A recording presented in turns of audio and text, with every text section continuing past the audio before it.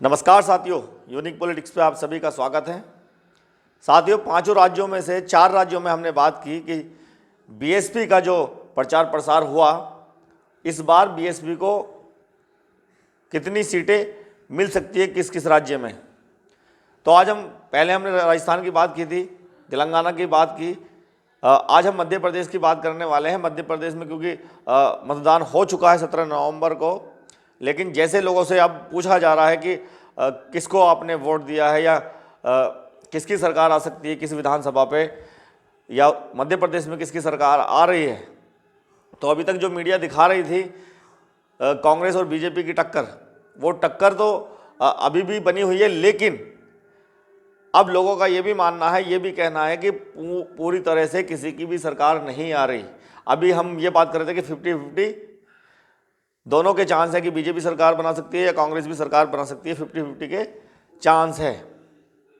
लेकिन अब यहाँ एक नया मोड़ भी जो लोगों से बात करके आ रहा है, वो ये आ रहा है कि तीसरी पार्टी सबसे ज़्यादा सीटें वहाँ ले सकती हैं, यानी कि बीजेपी और कांग्रेस के बाद सबसे बड़ी पार्टी बीएसपी मध्य प्रदेश में हो सकती है। और ऐसा भी हो सकता है वो किंग मेकर साबित हो जाए, यानी बीएसपी का जो इस बार की मध्य प्रदेश में रणनीति रही, उन्होंने जो कैंडिडेट खड़े किए, प्रत्याशी खड़े किए, वो इस तरह के थे कि जो पूरी की पूरी टक्कर बीजेपी और कांग्रेस को दे रहे थे। यानी कई ऐसी विधानसभा है जहां पर त्रिकोणीय चुनाव हुआ, यानी कि त्रिकोणीय मुकाबला रहा और तीनों में से बीजेपी, कांग्रेस और बीएसपी किसी का भी वहां विधायक बन सकता है।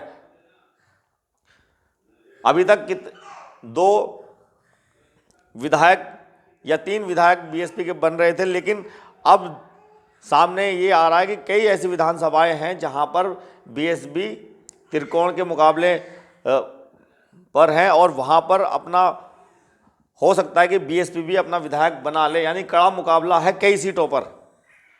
और 3 से ज़्यादा विधायक एमपी में बन सकते हैं। वो कितने हो सकते हैं वो तो 3 दिसंबर में ही पता चलेगा, क्योंकि रिजल्ट 3 दिसंबर को आ जाएगा। लेकिन ऐसी बहुत सारी विधानसभा जैसे मुरैना है, दिमनी है, सुमावली है, नागौद है, रीवा, अंबा और देवतला, चित्रकूट, सिमरौली, भिंड, ऐसी बहुत सारी कई विधानसभा है जहां पे बीएसपी का और बीजेपी कांग्रेस का तीनों का टक्कर चल रही है, त्रिकोणीय मुकाबला हो रहा है। अब यहाँ पे किसकी सीटें निकलेगी वो तो हमें 3 दिसंबर को ही देखने को मिलेगा। लेकिन अगर ऐसा होता है कि बीएसपी के विधायक बनते हैं तो किंग मेकर साबित तो होंगी। लेकिन इस बार बीएसपी की जिस तरह से या मायावती की जिस तरह से रणनीति चल रही थी कि हम इस तरह से किसी को समर्थन नहीं देंगे कि उसमें हमारा कुछ वजूद ना रहे, जैसे राजस्थान में कांग्रेस के साथ समर्थन देने पर वो सारे के सारे विधायक कांग्रेस के पास चले गए थे। लेकिन इस बार की रणनीति जो मायावती ने बनाई है, उससे ये लग रहा है कि अगर ऐसा होता है कि बीजेपी की भी मध्य प्रदेश में सीटें पूर्ण बहुमत नहीं आता और कांग्रेस का भी नहीं आता, और ऐसा होता है कि बीएसपी के समर्थन से वहाँ पे सरकार बननी तय होगी, तो ऐसा माना जा रहा है कि बीएसपी का भी मुख्यमंत्री मध्य प्रदेश में बन सकता है। देखिए, बहुत सारी बातें हो रही थी कि अभी बीएसपी के जो प्रवक्ता थे या बीजेपी के प्रवक्ता थे, उनसे पूछा जा रहा था कि मध्य प्रदेश में किसकी सरकार बन रही है या 5 राज्यों में किसकी सरकार बन रही है, तो सब ने अपने अपने को कहा कि हम सरकार बना रहे हैं। कांग्रेस ने कहा कि हम सरकार बना रहे हैं। लेकिन जब बीएसपी की बारी आई तो बीएसपी के प्रवक्ता ने यही कहा कि 4 राज्यों में हम अपनी सरकार बना रहे हैं। अब किस तरह से बना रहे हैं, तो उन्होंने ये बताया कि किंग मेकर बीएसपी रहने वाली है और सत्ता की चाबी बीएसपी के पास रहेगी और हम इस बिहाफ पर सरकार बनाएंगे। अब की बार भारत से समर्थन नहीं देंगे, अपनी सरकार बनाएंगे।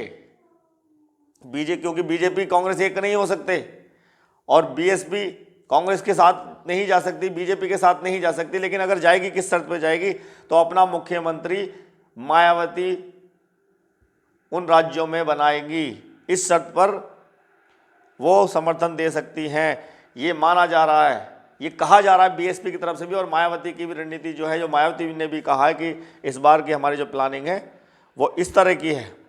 और इस तरह से अगर होता है, जैसे मध्य प्रदेश में ये लग रहा है, माना जा रहा है कि किंग मेकर बीएसपी रह सकती है और राजस्थान में रह सकती है और तेलंगाना में रह सकती है। तेलंगाना में आरएस परवीन, जिनको मायावती जी ने मुख्यमंत्री बनाने की घोषणा भी कर दी है कि अगर बहुमत मिलता है तो वहाँ के मुख्यमंत्री आरएस परवीन रहेंगे, और उनका प्रचार प्रसार बहुत ही तेज चल रहा है और जमीनी स्तर से वो काम कर रहे हैं।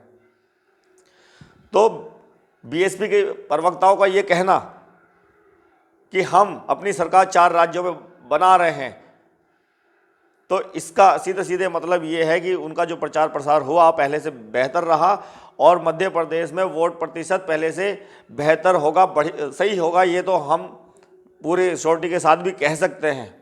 लेकिन विधायक या सीटें कितने मिलेंगी वो 3 दिसंबर के बाद ही पता चलेगा। लेकिन ये वोट प्रतिशत तो बढ़ेगा ही, जिस तरह से लोगों से वहाँ मध्य प्रदेश में बात चल रही है लोगों से, और वहाँ अब लोगों के व्यूज़ जो आ रहे हैं वो इस बात को मान रहे हैं कि बीएसपी ने बहुत अच्छा प्रदर्शन मध्य प्रदेश में किया है।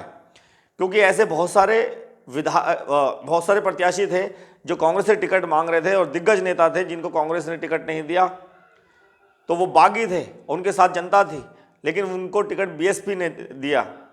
ऐसे ही बीजेपी के बहुत सारे ऐसे दिग्गज नेता थे जो बीजेपी से टिकट नहीं हो पाया, कांग्रेस से टिकट नहीं हो पाया, उनको बीएसपी ने टिकट दिया। और बहुत सारी जो उनकी जो वोट बैंक था उन नेताओं का, वो तो आया और बीएसपी के साथ और भी बहुत सारा वोट बैंक रहा। इससे ये माना जा रहा है कि कई सीटों पर बीएसपी का और कांग्रेस और बीजेपी का तीनों का मुकाबला है और किसी की भी सीट निकल सकती है। और अगर ऐसा होता है तो बीएसपी वहाँ किंग मेकर साबित होगी। और किंग मेकर जिस तरह से वो प्रवक्ता भी कह रहे हैं कि हम इस बार सीएम बनाएंगे वहाँ पर, क्योंकि कांग्रेस के साथ नहीं जाएंगे, बीजेपी के साथ नहीं जाएंगे, तो फिर किसके साथ जाएंगे? अकेले मुख्यमंत्री बीएसपी नहीं बना सकती, कोई नहीं बना सकता। तो अगर समर्थन देना पड़ा तो इस शर्त पे देंगे कि वहाँ मुख्यमंत्री उनका हो। तो देखिए, मध्य प्रदेश की हम बात कर रहे हैं, मध्य प्रदेश में ऐसा हो सकता है। बहुत बहुत धन्यवाद, नमस्कार।